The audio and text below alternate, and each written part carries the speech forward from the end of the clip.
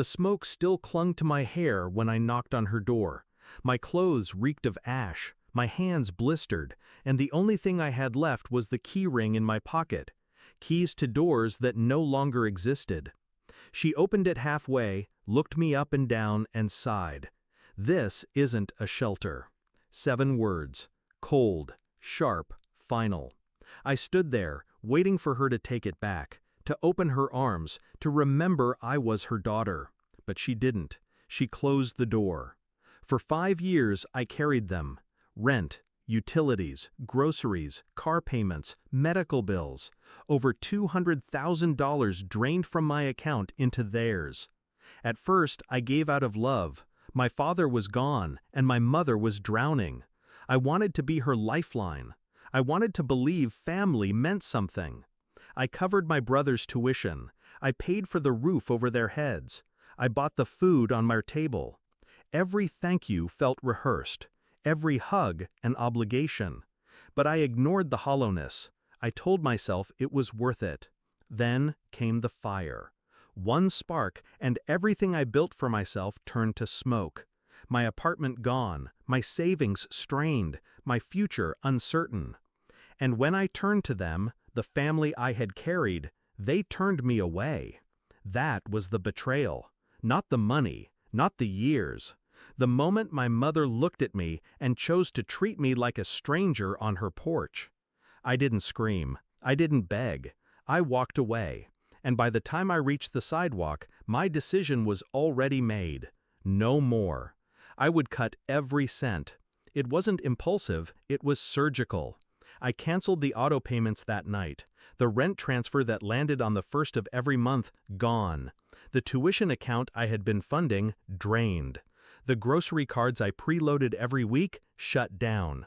One by one, I severed the lines that kept them afloat. I didn't warn them. I didn't explain.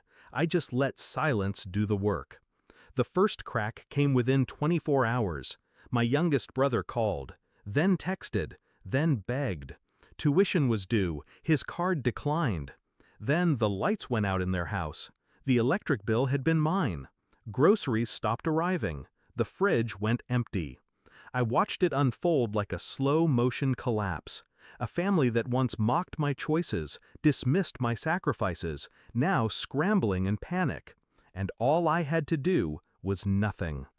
By 7:15 a.m. the next morning, I had 25 missed calls. My mother, my brothers, even distant relatives I hadn't spoken to in years. Voicemails shifted from anger to pleading to tears. "Just a mistake. We didn't mean it. Please, we need you." I listened to them all, calm, unmoved. The confrontation came 3 days later. She showed up at my workplace, hair uncombed, eyes wild. "You can't just abandon us," she hissed. I looked at her, the woman who birthed me, the woman who told me her home wasn't a shelter. And for the first time, I felt nothing. "Funny," I said. "That's exactly what you did to me." She flinched. Just a flicker, but enough. I didn't raise my voice. I didn't list the numbers, the years, the sacrifices. I didn't need to. All I gave her was silence. The same silence she gave me on her porch when I needed her most. Only now, the weight of that silence was crushing her. It's been months since then. They've sold off furniture, borrowed from relatives. My brothers took jobs they once sneered at. My mother still leaves voicemails, her voice smaller each time. But me, I've rebuilt. Not fast, not flashy, but strong. On my own, for myself.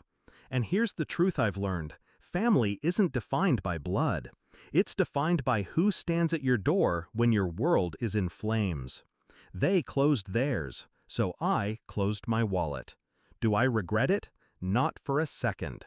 Because now, every missed call is a reminder that the daughter they once used, the daughter they dismissed, was the only thing keeping them alive.